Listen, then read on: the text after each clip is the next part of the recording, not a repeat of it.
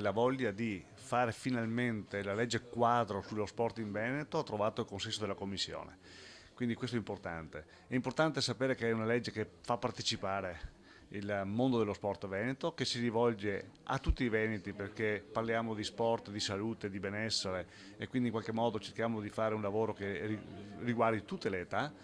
Parla di impiantistica, parla di fruizione, parla di scuole, parla di educazione, quindi in qualche modo una legge quadro semplice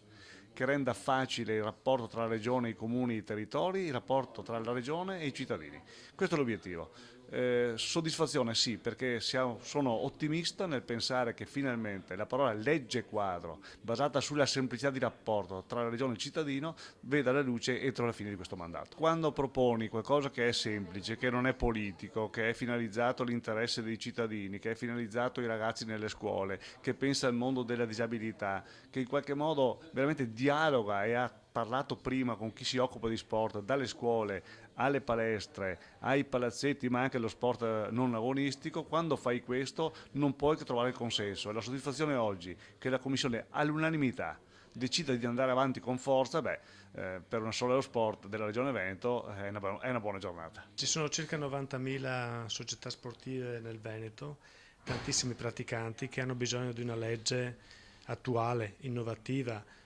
che dia risposta in termini di tutela di chi pratica lo sport, in termini di contributo, di sostegno, in termini anche di partecipazione. La legge che abbiamo presentato vuole andare in questa direzione. È una importante novità è che l'istituzione della palestra della salute, per chi appunto vede nello sport sia il momento di prevenzione ma anche di cura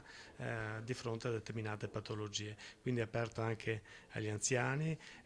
allo sport di cittadinanza e anche propone la realizzazione della carta etica dello sport, un messaggio anche culturale che va nella direzione dello sport come educazione. La struttura portante è identica perché tutti e due proponiamo un programma triennale dello sport che poi si sviluppa attraverso il piano esecutivo annuale, quindi forte anche di questa identità di struttura io penso si possa trovare una soluzione e portarla in Consiglio regionale e approvarla sarebbe veramente importante perché la legge che abbiamo ora è una legge di contributi che risale a 3 decenni fa.